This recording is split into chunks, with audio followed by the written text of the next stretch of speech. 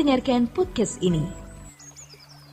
Saudaraku, setelah sekian lama saya belajar kebenaran firman Tuhan, setelah sekian lama saya belajar untuk menjadi anak Tuhan yang benar dan baik, saya mulai mengerti bagaimana menjadi terbaik di mata Tuhan.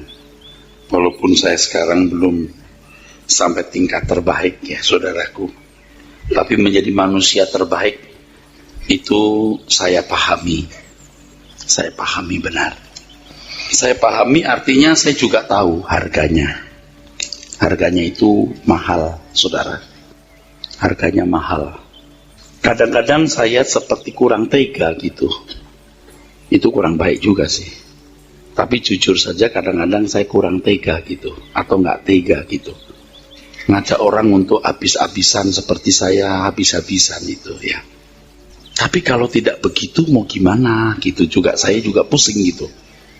Karena Tuhan itu agung, mulia, maha kudus, kekal.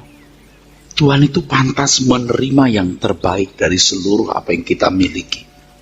Bahkan seandainya kita bisa memberikan seluruh hidup kita, itu pun sebenarnya belumlah pantas dibanding dengan kasih yang Tuhan berikan kepada kita dan statusnya sebagai pencipta kita, saudara. Mungkin saudara belum tahu ya harga sesungguhnya ya, harga sesungguhnya itu. Harga sesungguhnya sebagai anak Tuhan yang benar, yang berkenan, atau yang tadi saya katakan menjadi terbaik. Mungkin saudara belum tahu ya harga sesungguhnya. Saya lebih tahu walaupun saya tidak maha tahu atau tidak serba tahu. Tapi saya untuk hal ini saya tahu. Saya tahu. Nah mungkin sebagian saudara belum tahu itu harga yang sesungguhnya.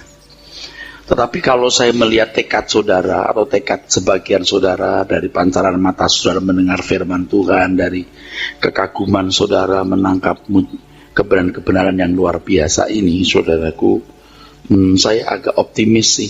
Saudara bakal bisa dibawa kepada wilayah di mana saudara harus membayar harga yang sebenarnya, saudara. Nah, orang yang sungguh-sungguh mau menjadi yang terbaik itu, saudara sekalian, itu orang yang rela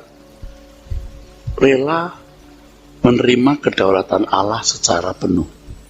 Menerima kedaulatan Allah secara penuh ini, saudara, Anda harus rela tidak punya keinginan. Anda harus rela tidak punya kesenangan. Anda akan selalu melihat hati Tuhan dan bertanya, apa yang menjadi keinginanmu Tuhan? Apa yang menjadi kesenanganmu Tuhan? Ini yang tadi saya katakan, harganya mahal, saudara. Tapi saya tahu, ya, harganya mahal, tetapi saya tahu. Coba kita buka dulu Yohanes pasal 21, ya. Ayat yang ke-18, ayat 19, saudara.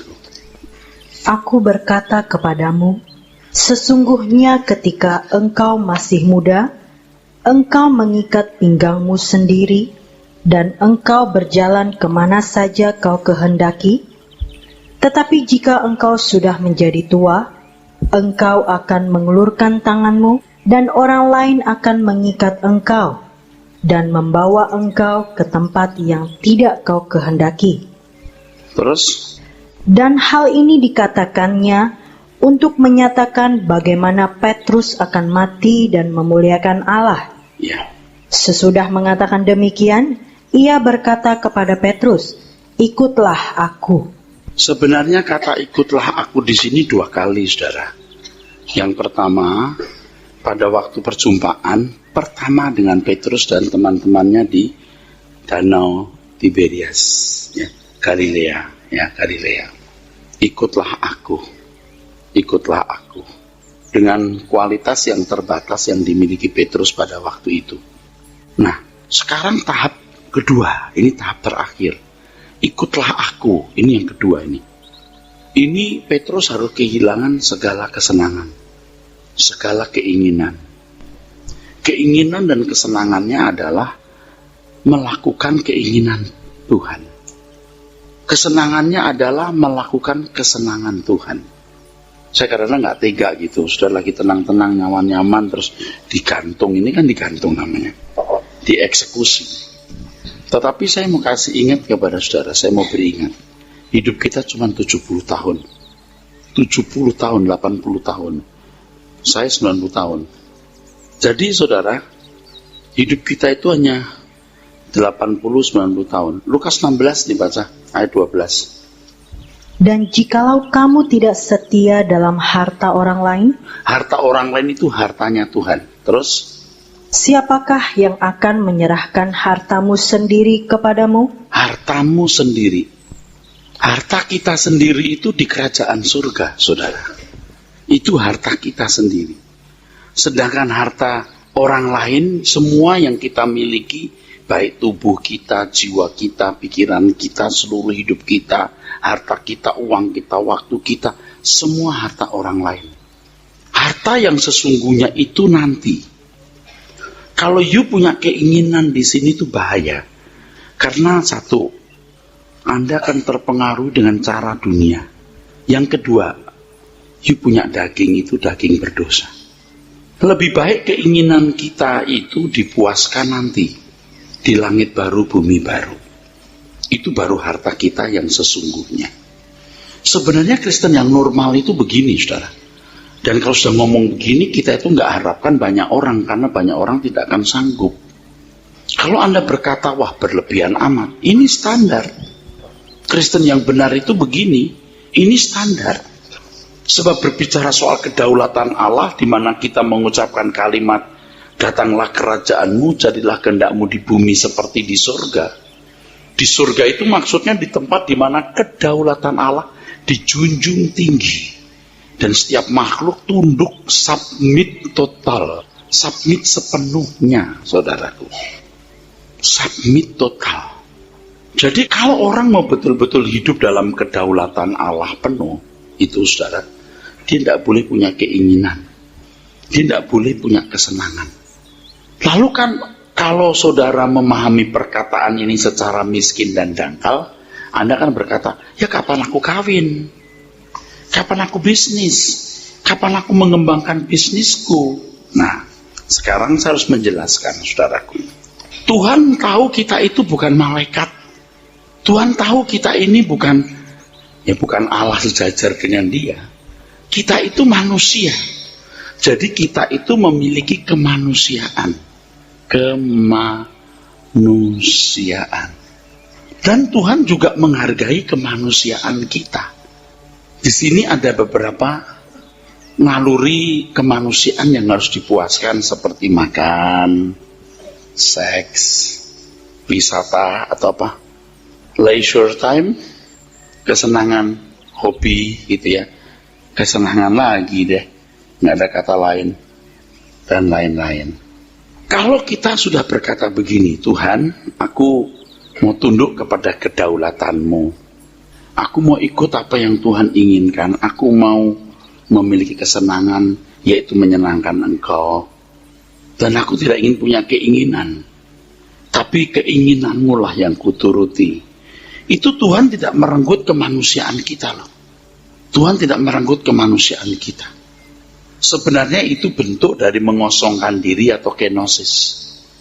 Kalau Allah menjadi manusia, Tuhan Yesus menjadi manusia, dalam segala hal disamakan dengan kita. Sekarang kita manusia mengosongkan diri supaya pikiran Allah dimasukkan dalam diri kita. Tapi Tuhan tidak akan menghilangkan kemanusiaan kita.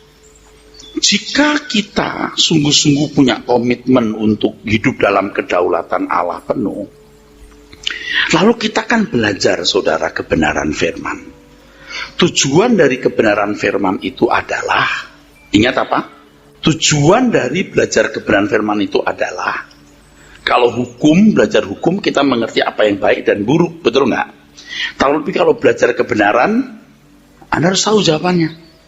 Kecerdasan, kepekaan. Ingat ini, belajar kebenaran itu membuat kita punya kecerdasan roh atau kepekaan mengerti kehendak Allah, apa yang baik, yang berkenan, dan yang sempurna. Nah, kepekaan itulah yang akan menolong kita untuk memahami bagian mana yang boleh kita nikmati tanpa melukai Tuhan, dan bagian Tuhan sepenuhnya yang dikehendaki atau diingini oleh Tuhan.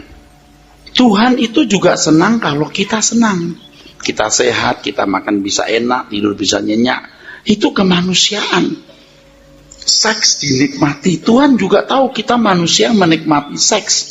Tapi harus menikmati seks dengan pasangan yang Tuhan kehendaki. Makanya kalau anak muda yang mengerti kebenaran, dia tidak mungkin menikah dengan orang yang tidak seiman atau yang tidak dewasa rohani. Kristen, tapi nggak dewasa rohani. Kristen, tapi tidak bisa diajak melayani. Ini kalau dalam konseling pranikah itu kan, saya juga menyampaikan satu hal begini, saudara. Kalau pasangan kalian berdua, saya katakan punya tujuan yang sama, Tuhan dan kerajaannya, itu bukan sulit cerai, tidak mungkin cerai. Bukan nggak ada konflik, tapi akan bisa segera menyelesaikan karena tujuannya sama, visinya sama, Tuhan dan kerajaannya. Visinya sama, Tuhan dan kerajaannya. Maka tidak ada yang diperbudak, sebab dua-duanya jadi budaknya Tuhan. Itu teamwork yang kuat. Tapi kan selama ini sudah terlanjur rusak, saudaraku, karena masing-masing orang sudah punya cita-cita, punya keinginan segala macam, ya. Tidak menghilangkan kemanusiaan kita, makan, seks, kesenangan, hobi. Tetapi kalau kemudian untuk kondisi ekstrim kita, seseorang harus kurang makan, bisa. Tidak makan, bisa. Tidak menikah, bisa. Tidak punya ini, juga bisa. Dikasih boleh, nggak dikasih boleh. Nah kan selama ini orang merasa ini haknya. Aku harus makan cukup, punya rumah, punya mobil, aku punya pasangan hidup, aku punya hobi, Tuhan berkatilah. Kan gitu, saudara. Nah kalau orang hidup dalam kedaulatan Tuhan, itu tidak lagi berpikir begitu. Dalam berurusan dengan Tuhan itu bukan menarik Tuhan dalam hidup kita untuk melihat proyek-proyek hidup kita, tapi kita ditarik Tuhan untuk masuk pada proyek-proyek Tuhan. Baca lagi tadi ayat 12 so bisa dihayati. Dan jikalau kamu tidak setia dalam harta orang lain, ini hartanya Tuhan. Terus siapakah yang akan menyerahkan hartamu sendiri kepadamu? Kan begini, saudaraku. Anda kalau pegawai di satu perusahaan, ya, pegawai di satu perusahaan, semua barang perusahaan boleh dipakai nggak, saudara? Boleh dipakai selama jadi pegawai dan sesuai dengan aturan. Keinginan si owner, di owner, mobil ini kamu pakai. Rumah itu boleh kamu tempati yang ada kolam renangnya dan lain-lain. Tapi semua milik perusahaan loh. Tapi kau boleh menikmati. Kalau nanti perusahaan ambil rumah itu karena berhubung satu masalah, harus dijadikan uang, kamu pindah uang rumah lebih kecil, dia harus mau. Atau terpaksa semua dijual, harus kontrak rumah kecil, juga harus bersedia. Mau nggak ya Anda jadi pegawai Tuhan? Ini kalau amin itu harga aminnya mahal loh. Kalau Allah itu hebat, amin, itu nggak ada harganya. Allah itu luar biasa, amin. Itu Anda punya kepentingan sendiri. Tapi kali ini untuk kepentingan Tuhan. Tapi hidup itu nggak lama, Anda nggak akan pernah menyesal.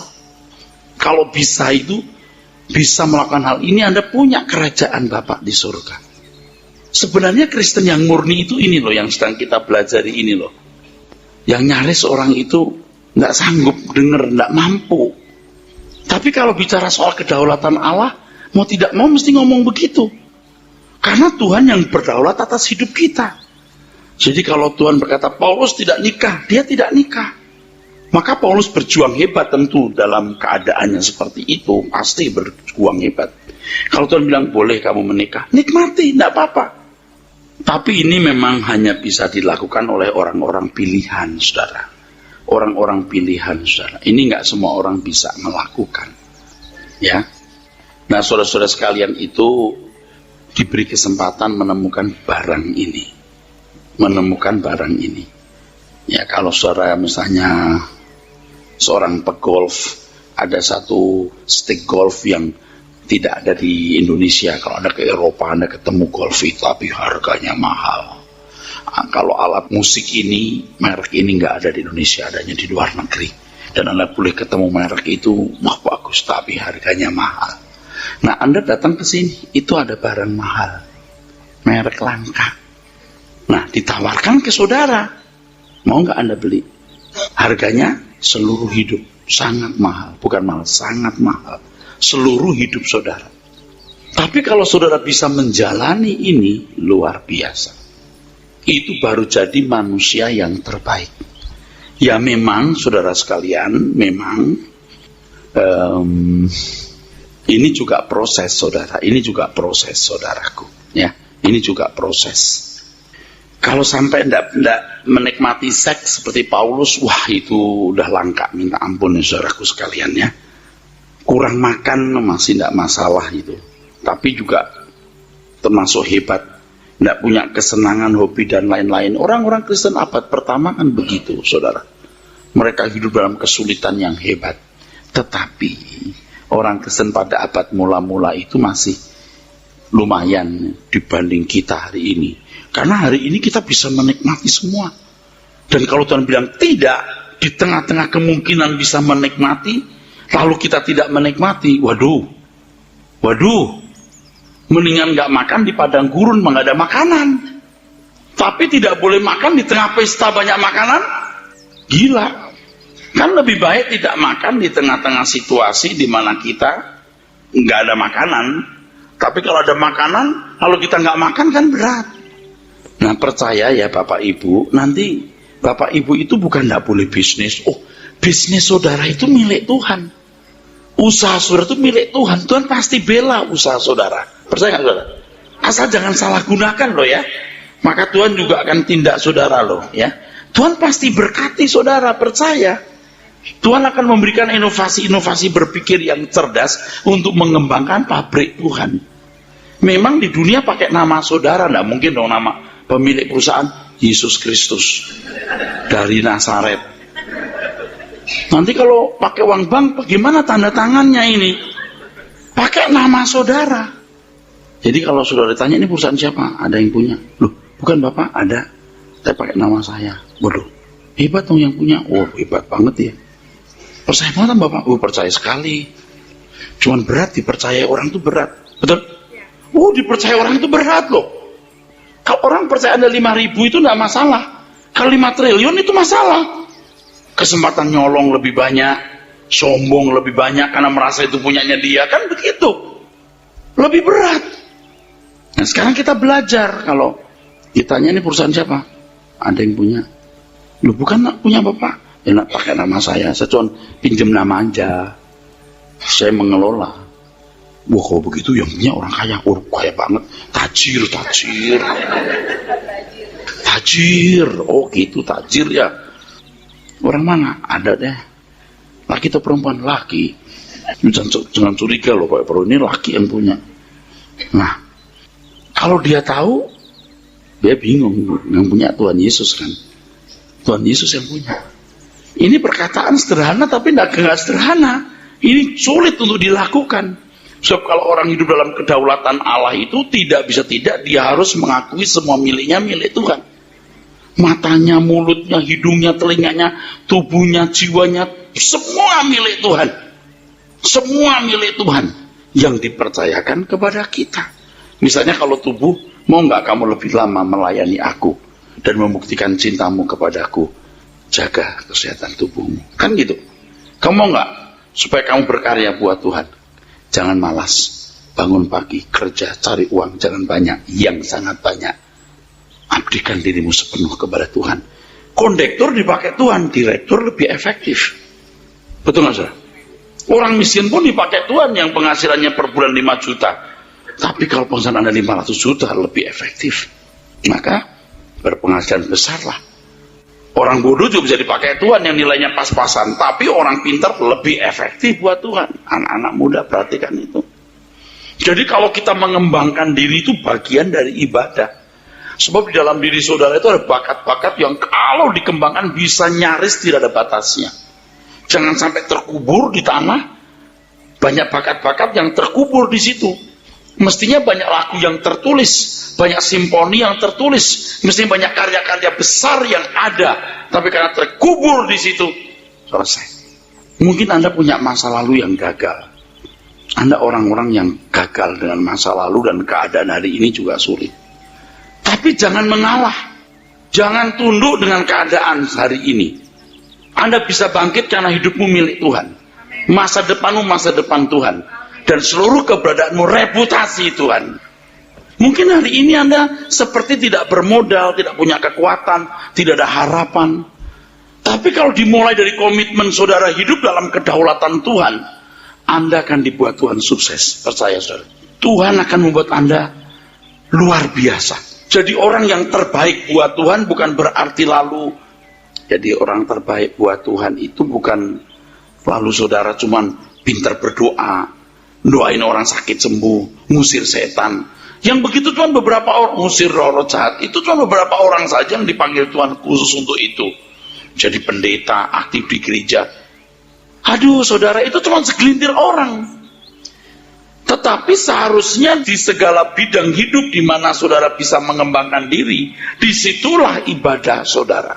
Itulah saudara mengembangkan semua harta Tuhan, termasuk bakat, talenta, dan semua yang kita miliki.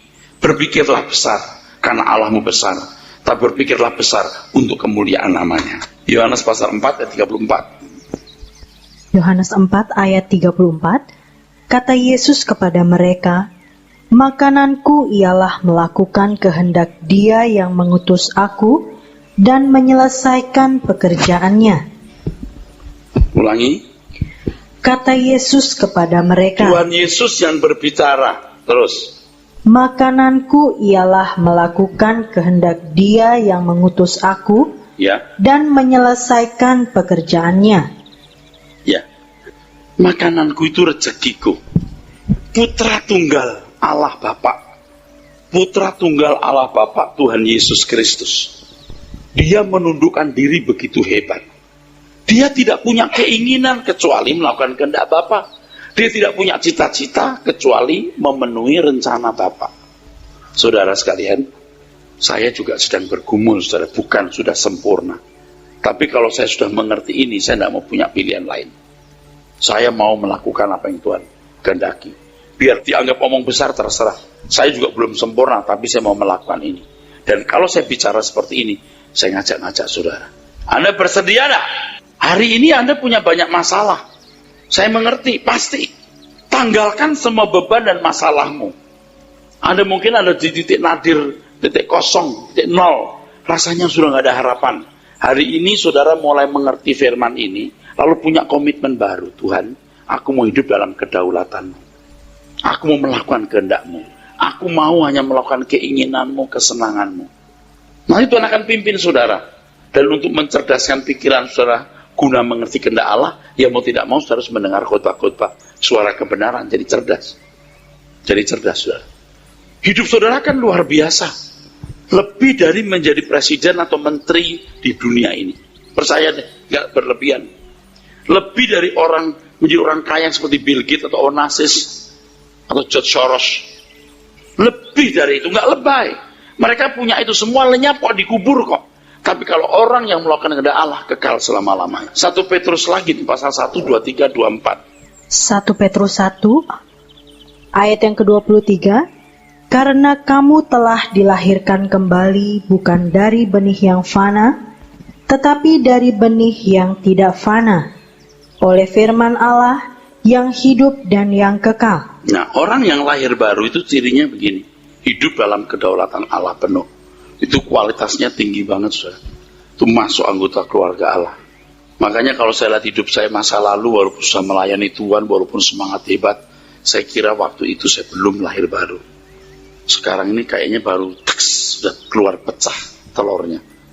Baru jadi piye gitu. Wah, Pak Elsa piye, apalagi kita. Ya, tapi bisa. Bisa. Ya, saya apakah sudah termasuk piye atau sudah mulai jadi anak Raja Wali yang belajar terbangnya, Tuhan yang tahu lah. Tapi saya rasanya baru mengerti artinya lahir baru itu begitu ya. Enggak lebay Pak. Sudah lihat muka saya, kira-kira saya bohong nggak atau tulus nggak saya ngomong ini? Baru ngerti gitu, oh yang gitu ya. Dulu kan mau punya gereja, bikin acara gini gede, orangnya mesti banyak.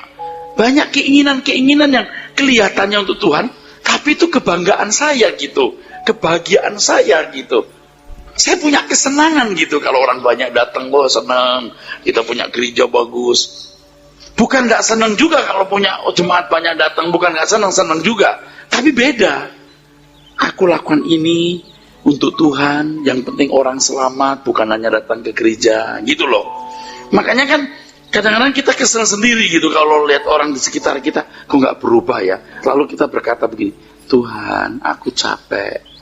Kok nggak berubah ya? Saya sudah tahu jawabnya, itu enzimnya itu udah rusak.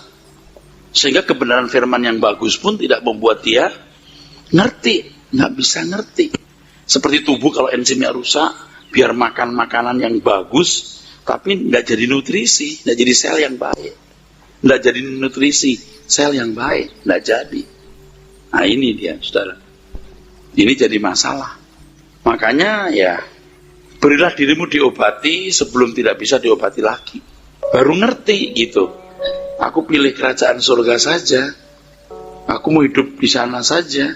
Sekarang ya saya mau selesaikan dengan sebaik-baiknya. Tapi hidup ini untuk Tuhan, toh nggak lama juga, 100 tahun itu singkat.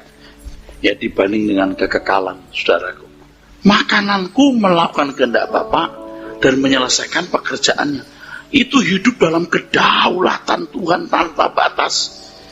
Nah kalau Tuhan Yesus kan nggak sama dengan kita. Tuhan Yesus kan punya tanggung jawab dan misi kemesiasan yang besar. Pasti tidak menikah, bukan? Ya betul nggak? Pasti beda, saudara. Nah Paulus itu mirip Tuhan Yesus tuh, tidak menikah, tidak punya apa-apa, itu Paulus. Ya. Nah kita Erastus nggak sehebat Paulus gitu, tapi mau sebaik-baiknya, the best. I want to do my best gitu. I want to do my best for the Lord. I want to do my best for the Lord. Saya mau lakukan yang terbaik untuk Tuhan saya. Itu sudah.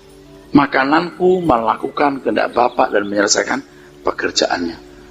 Dia tidak punya keinginan kecuali melakukan kehendak Bapa. Ingat ya, Anda manusia dong, masih punya kemanusiaan dong. Tuhan izinkan Anda menikmati. Betul, wisata, makan, minum, ada hobi apa, Tuhan izinkan. Nah Anda punya kepekaan nanti sampai titik tertentu, udah di sini jangan lebih, paham? Udah sampai di sini. Tuhan aku senang mobil, ya udah beli mobil ini. Nggak salah. Kalau Tuhan yang ini yang itu, udah kebablasan loh. Paham nggak maksudnya? Tuhan aku senang wisata. Oh ya wisata. Tapi kalau terus berlebihan, udah kelebihan kamu. Seindah apapun kota di dunia, nggak ada artinya dibanding keindahan kerajaan Bapa di surga. Anda kan wisata di sana. Hari ini saudara nggak punya teman hidup yang sepi, nggak apa-apa. Lewati kesepianmu. Tuhan kasih teman hidup nanti di sana. Berani pasal 5. Ini saya bicara soal hidup dalam kedaulatan Allah ya. Ibrani 5 ayat yang ke-7 kita mulai.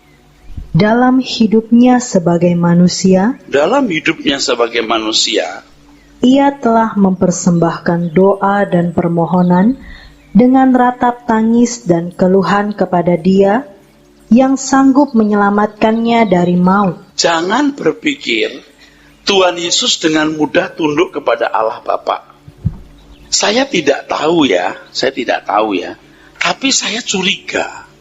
Dulu Lucifer yang mungkin pernah bergumul seperti ini. Antara melakukan keinginan Bapa atau keinginannya sendiri. Mungkin, saya cuma curiga aja. Karena tidak mungkin dong alam menciptakan Lucifer, langsung Lucifer kecenderungannya melanggar Allah. Pasti ada pemilihan, apakah taat kepada Bapa dan tidak taat. Tidak mungkin Tuhan setting setan untuk memberontak, tidak mungkin. Sampai titik di mana Lucifer berkata, aku ingin. Loh, bukan Bapa ingin, bukan Bapa kehendaki, tapi aku ingin. Pasti lewat sebuah proses pergumulan. Sama dengan manusia. Ya memang di Kejadian pasal 1-2 itu seperti ringkas gitu ceritanya. Adam dan Hawa diperhadapkan dengan pohon pengetahuan yang baik dan jahat, lalu ada ular. Itu kan figuratif, saudaraku. Sebenarnya Adam dan Hawa pasti bergumul antara melakukan kehendak Allah atau tidak. Sampai titik di mana Adam dan Hawa tidak bisa nurut lagi, luncas atau meleset. Saudara juga punya pergumulan yang sama.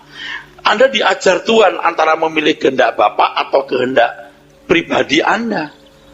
Anda juga mengalami hal ini.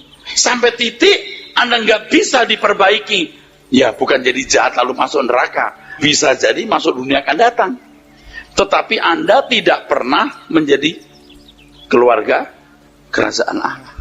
Orang muda kaya yang di Matius pasal 19, aku tidak membunuh, tidak berzina, tidak mencuri, menghormati orang tua. Secara hukum itu benar. Tetapi itu pun dalam kerangka dia melakukan keinginannya. Secara hukum dia lakukan. Tapi masih punya banyak keinginan-keinginan yang tidak bisa di-cover oleh hukum. Hei kamu yang berkata, tahun depan aku ke kota Anu, aku akan dagang, bla bla bla bla, kan itu. Kamu nggak tahu hidupmu seperti uap, kan begitu di Yakobus pasal 4 ayat 13 dan ayat berikut itu. Kan itu nggak tercover sama hukum. Ke kota Anu berdagang, nggak dilarang. Masalahnya Tuhan kehendaki itu nggak nanggap. Melakukan kehendak Bapa itu sampai hal-hal detail seperti itu, saudaraku. Nanggap ya? Sampai hal-hal detail seperti itu. Dan Tuhan Yesus itu bergumul, tidak gampang. Tuhan Yesus tidak mudah juga antara kehendak Bapa dan kehendaknya sendiri. Dia bergumul. Saya mulai curiga, iblis itu dulu sebelum jatuh, ya Lucifer sebelum jatuh, itu juga pasti ada proses. Tidak mungkin diciptakan lalu cenderung memberontak. Tidak mungkin. Dia memilih tidak taat. Amin.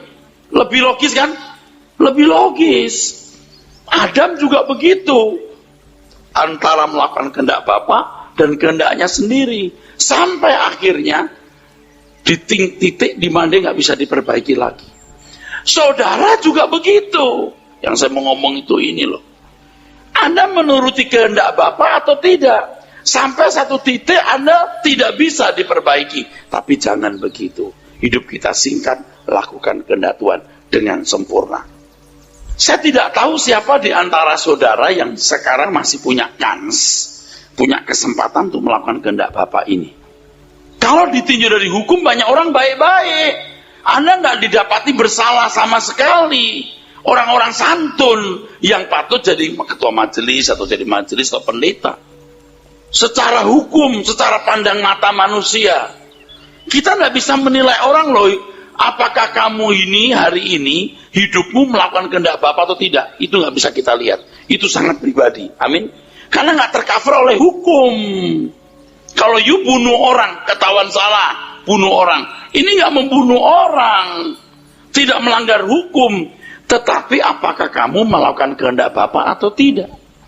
Apakah hidup dalam kedaulatan Allah atau tidak? Nah, di persiapan saya ini, saya sebenarnya menyinggung mengenai apa itu Allah. Belum saya bahas. Allah itu pribadi yang memiliki kehendak, yang kehendaknya tidak boleh ditolak. Itu Allah. Itu definisi Allah. Allah itu pribadi yang punya kehendak, yang kehendaknya tidak boleh ditolak. Ya Allah kok, amin.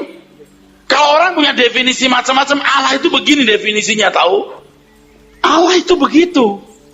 Makanya kalau Tuhan berkata Allahku, Allahku. Nah ini sudah saya buka rahasianya dikit nih. Kenapa Yesus memanggil Allah, Bapa itu Allahnya? Karena dia mengakui bahwa dia yang punya kehendak, yang harus diturutin. Mengapa engkau tinggalkan aku? Ya udah, karena kehendakmu begitu, aku memikul dosa-dosa anak-anakmu atau umatmu. Jadi pada waktu dia disalib itu nggak jadi Allah, Pak, jadi manusia. Dan dia menganggap Bapa itu Allahnya, yang kehendaknya tidak boleh dibantah. Hebat ya? Firman itu hebat banget. Wah, pokoknya cerdas luar biasa. Betul-betul luar biasa. Nah, saudara ini sekarang di posisi apa? Anda harus merasa kritis. Ya Tuhan, jangan-jangan aku sudah nggak bisa diperbaiki. Tapi kalau ada di sini lalu punya kegentaran, berarti masih bisa diperbaiki. Aduh ya, aku gimana ya? Itu masih bisa diperbaiki. Kalau Allah nggak masalah itu, nah itu nggak bisa diperbaiki. Hancur dia. Kalau dia tenang, nggak masalah, itu mah nggak usah dipikir. Nah itu, yang itu nggak bisa diperbaiki. Tapi kalau Anda takut, ya, aku Masih bisa diperbaiki enggak? Nah itu biasanya masih ada kesempatan, ada kans. Tapi kalau enggak masalah, itu mau usah dipikir, biasa itu udah selama jalan lah. Emang lu kagak bisa diperbaiki lagi loh. Udah imun. Dengar khotbah yang bagus juga imun, kebal. Baca terus. Dan karena kesalehannya, ia telah didengarkan. Iya, dia harus saleh baru didengar. Terus. Dan sekalipun ia adalah anak, ia telah belajar menjadi taat. Walaupun dia anak itu anak Allah loh. Anak Allah saja taat, saudaraku. Walaupun dia anak, dia belajar taat. Terus. Dari apa yang telah dideritanya, dan sesudah ia mencapai kesempurnaannya, ia menjadi pokok keselamatan yang abadi bagi semua orang yang taat kepadanya. Ya, menjadi pokok keselamatan. Pokok keselamatan, ingat, theos, composer atau penggubah. Nah masalahnya Anda mau digubah nggak sama Tuhan? Seperti penggubah. Theos. Anda mau jadi kertas putih nggak? Yang Tuhan tulis, Tuhan ukir. Anda jadi simfoni indah. Seperti simfoninya, jadi nyanyian seperti nyanyiannya, jadi lagu seperti lagunya, jadi kidung seperti kidungnya, punya fluktuasi nada seperti fluktuasi nadanya. Tuhan tuh mau menggubah kita. Kita itu punya banyak urusan tuh loh, punya banyak bisnis. Bisnis artinya pikiran kita yang boten-boten. Kalau kita kerja aja di situ. Kita bisnis lah dengan baik. Tapi yang lain tidak perlu yang dikerjakan. Ada 3 bisnis, ya 3-3-nya dikerjakan, tidak apa-apa. Cuman waktu Tuhan cukup. Saya sih belum sempurna, saudara. Belum memukau gimana gitu loh. Saya juga merasa, aduh nilai saya belum bagus. Betul loh. Aduh temperamen saya belum benar-benar bagus. Saya juga frustasi loh. Saya tahu bagaimana nilai yang bagus itu dan saya belum mencapai nilai itu. Nah itu tidak bisa saya ngomong sama saudara, tapi saya punya feeling, mesti begini nih jadi anak Tuhan. Mesti taatnya sekelas ini nih, saya bisa mengerti. Kedaulatan Tuhan itu harus diakui seperti ini gitu. Tuhan tuh tidak kelihatan sih. Saudara kalau maki-maki Tuhan di pinggir jalan juga nggak ada sambar geledek. Tetapi mari kita takut akan Tuhan dan menyadari bahwa Dia hadir di dalam hidup kita. Dia hadir. Dan kita harus takut akan Tuhan. Nah, kembali ke Petrus. Kita harus tinggalkan Petrus tuh. Petrus muda ikut Tuhan. Diterima Tuhan. Diakui pengikut. Tapi kelasnya masih penggembira. Masih manipulasi dan memanfaatkan Tuhan. Tapi Petrus yang tua menyerahkan tangannya dibelenggu ke tempat dia tidak suka, dia diseret. Tetapi dengan cara demikian, apa tadi? Petrus memuliakan Tuhan. Saudaraku, hidup kita harus dalam ketaatan, dalam penurutan kepada kehendak Allah, bukan hanya melakukan hukum, sampai benar-benar dikategorikan memuliakan Allah. Di sini Tuhan berkata, baik kamu makan, baik kamu minum atau melakukan sesuatu yang lain, artinya segala sesuatu yang kita lakukan, lakukan semua untuk kemuliaan Tuhan. Jadi ini bukan hanya di gereja nyanyi atau menjadi pendeta atau aktivis gereja, saudara. Lewat segala sesuatu yang kita lakukan. Jangan punya dunia lain, saudaraku. Pilihlah dunia ini, dunia sebagai anak Tuhan yang hidup dalam kedaulatan Tuhan penuh. Seperti yang juga telah dilakukan oleh Tuhan Yesus Kristus. Dan itu harus menjadi satu-satunya dunia yang kita miliki.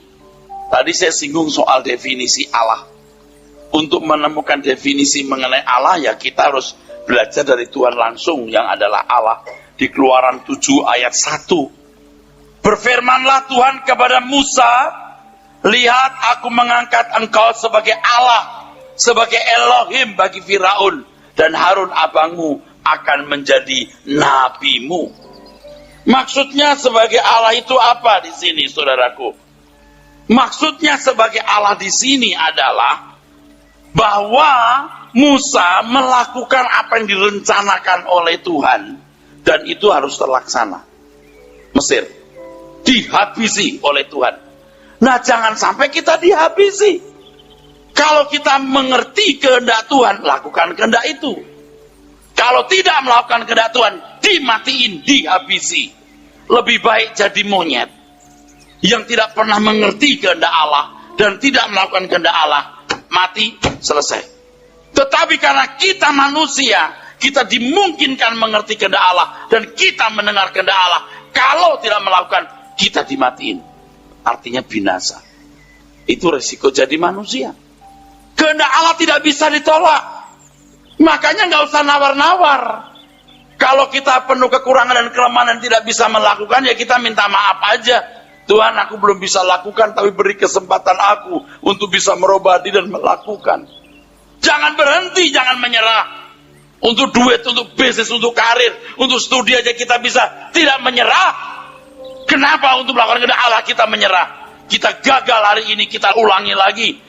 Belajar taat.